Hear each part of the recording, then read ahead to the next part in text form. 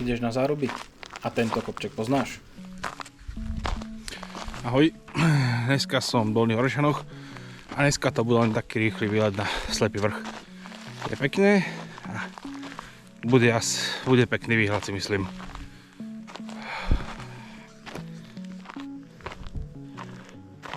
Krásne prostredie, veľmi slušne vyriešené parkovanie. Aj to je Slepý vrch.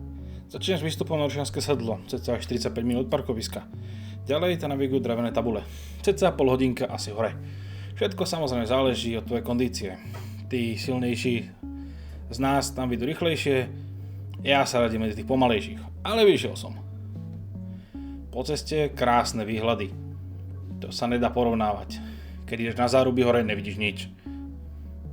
Výhľady máš na Smolnice, na spomínané záruby, aj vlastne na dominanty Malých Karpát.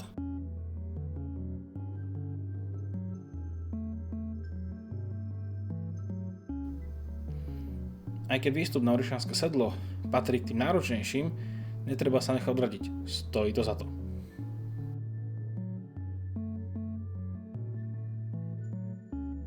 Približne hodinka 20 a som hore.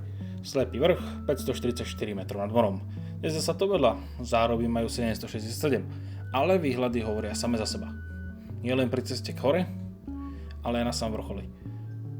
Výhľad z druhej strany máme na Trnavu a okolie. Ako je vidieť na zázname, počasie rozhoduje, ako náhle je pekné, je vidieť fakt ďaleko. Keď som začal hľadať informácie k Slepému vrchu, dopátral som sa aj k Keltskému hradisku. Podľa teda informácií, ktoré som dohľadal a čo som si dal tak nejak dokopy, tak to začalo tým, že hľadači poklad s detektormi a ľudia na prechádzkach s najväčšou pravdepodobnosťou začali nachádzať nejaké artefakty, pozostatky toho, že tu niečo bolo.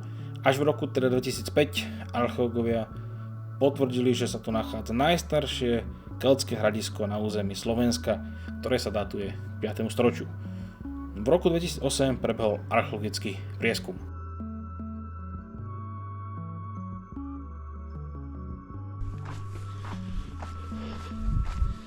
Daj odber a vidíme sa na ďalšom výlete. Zatiaľ ahoj.